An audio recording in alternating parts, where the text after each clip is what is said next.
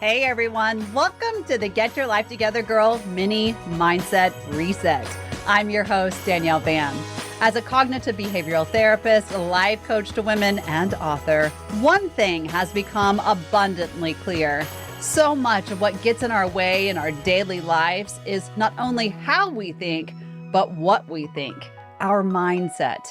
Because of that, every other week, I'm taking your requests and questions and handing over quick, easy to use, practical strategies and life tools to help you shift your thinking, create calm, help you understand and express your emotions, harness your inner power, and learn how to navigate your personal story in 15 minutes or less. After all, how else can you get your life together? So let's shift your perspective with the tools and conversations that help you in the throes of change. The Get Your Life Together Girl podcast mini mindset reset starts right now. Fear is one of the most powerful emotions that we experience. It ranks right up there, at least in my mind, with grief. It's a liar, it's a thief, and yet it has good intentions. It's meant to keep you safe. But for many, fear keeps them paralyzed, shut down, and living in a way that is strictly in survival mode and never allowing you to touch the beauty of joy. And of course, fear is something we all experience, and so let's address it today. Jill Gibson from New Hampshire wrote in and said, Danielle, I'm not sure where to start.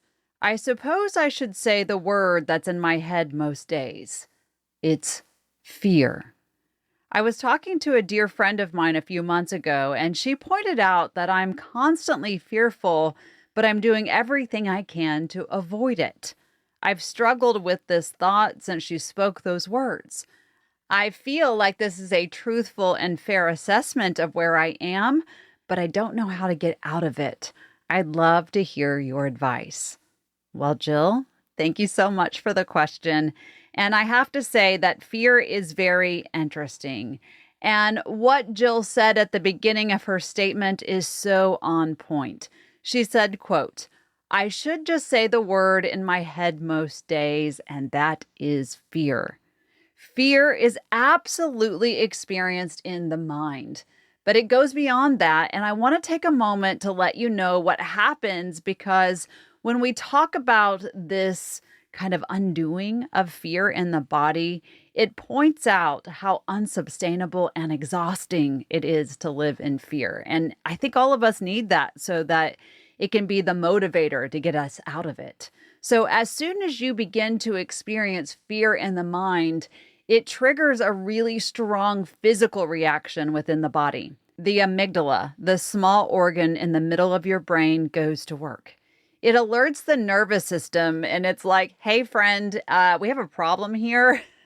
We're not real sure what to do with it. So it begins to set your body's fear response into full motion.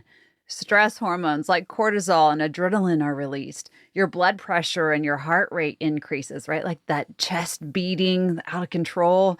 You start breathing faster. Your liver is triggered to produce and dump more sugar into the bloodstream, which can be very dangerous for some people.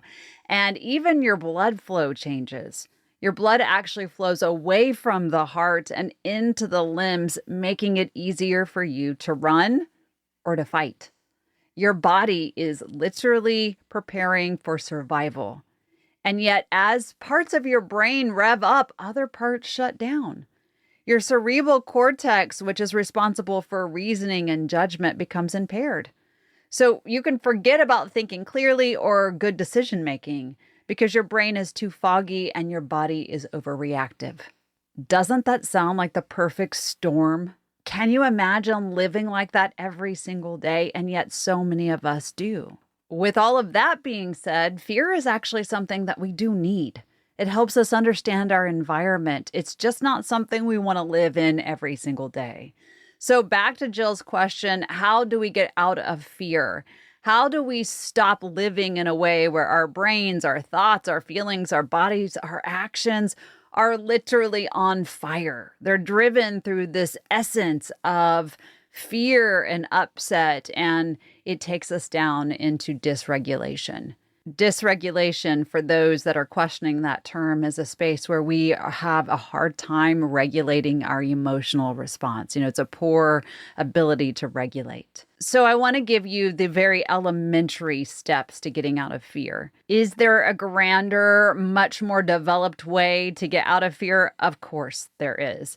But in this space, I want to give you very small, workable steps. So the first place that I start, if you are sitting in session with me and you bring up the fact that you are living in fear, the very first question out of my mouth will be, why? Why do you have fear?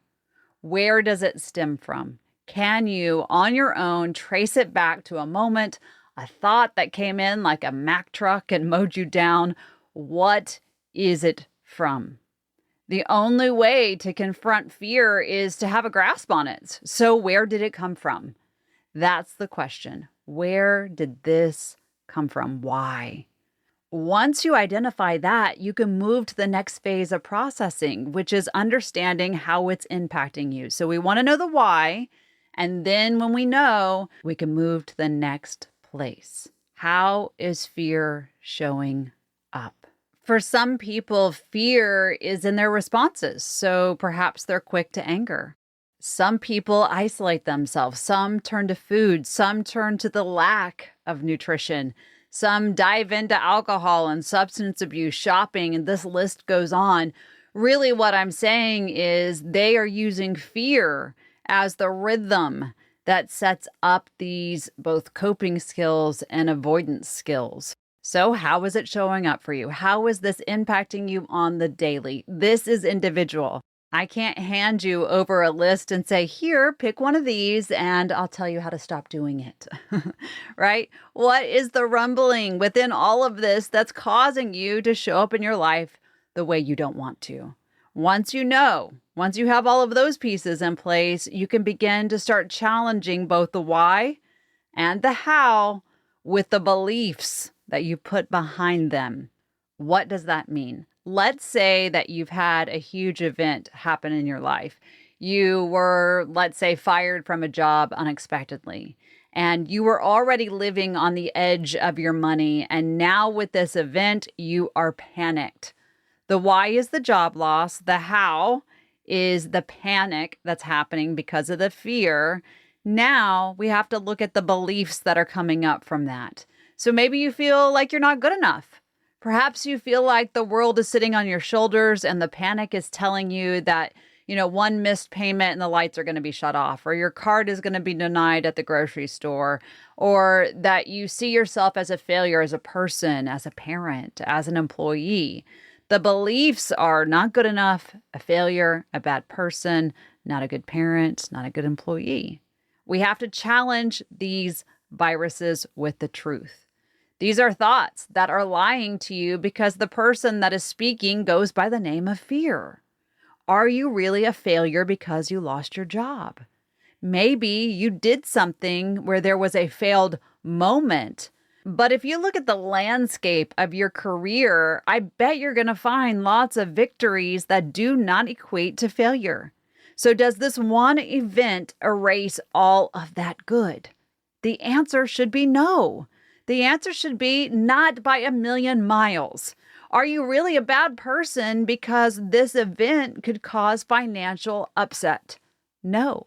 Your value is not placed on the amount of wealth that you have or the lack thereof. Perhaps another mind virus says there's no way out of this. And we have to challenge that. Is that true? Are there no other jobs in the entire world?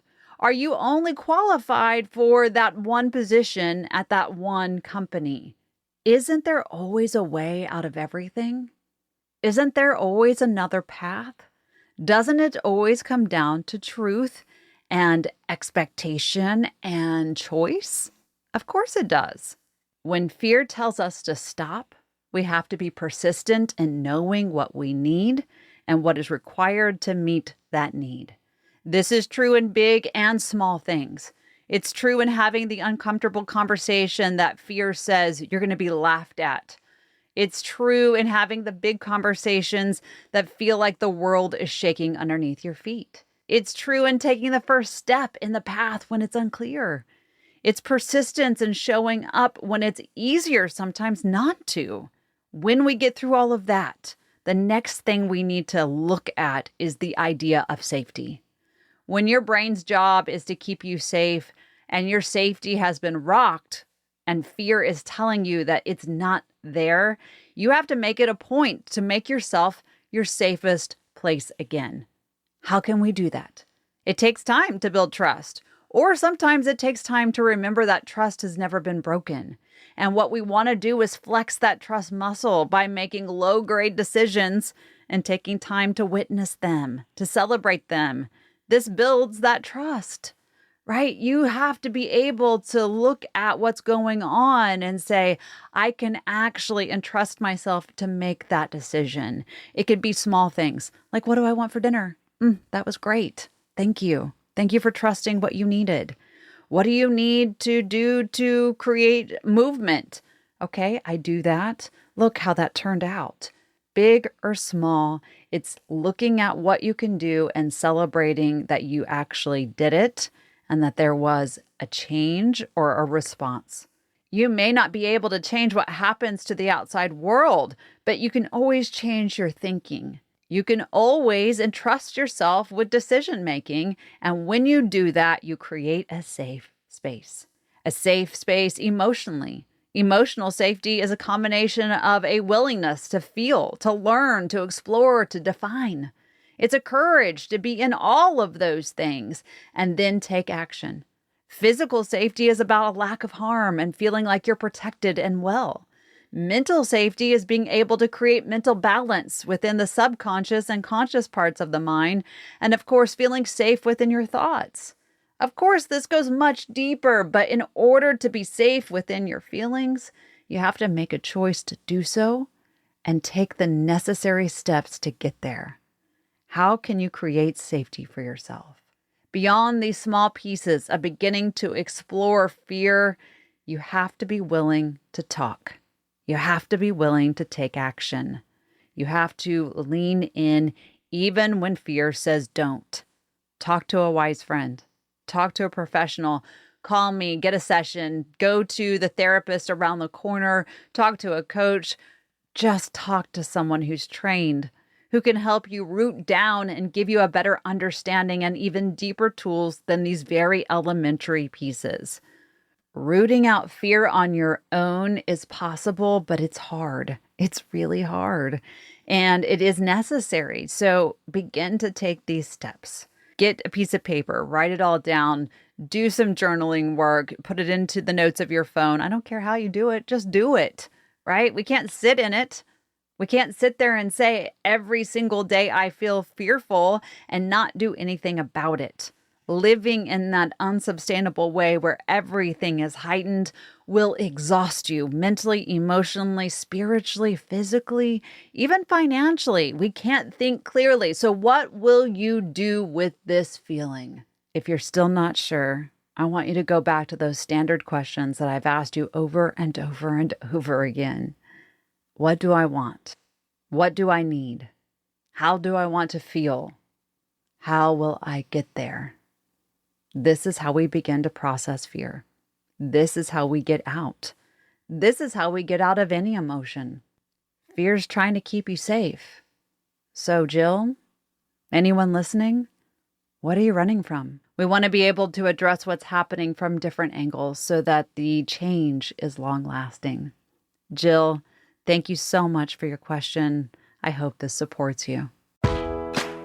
Thank you so much for listening to the Get Your Life Together Girl mini mindset reset. If you have a subject or a strategy request, email us at getyourlifetogethergirl@gmail.com. Or you can visit our website at getyourlifetogethergirl.com. If you're looking for daily inspiration or tips and tools, join the growing community at Get Your Life Together Girl on Instagram, Facebook, and TikTok. Thank you for being a valuable member of this community. Until next time, be kind to yourself and others.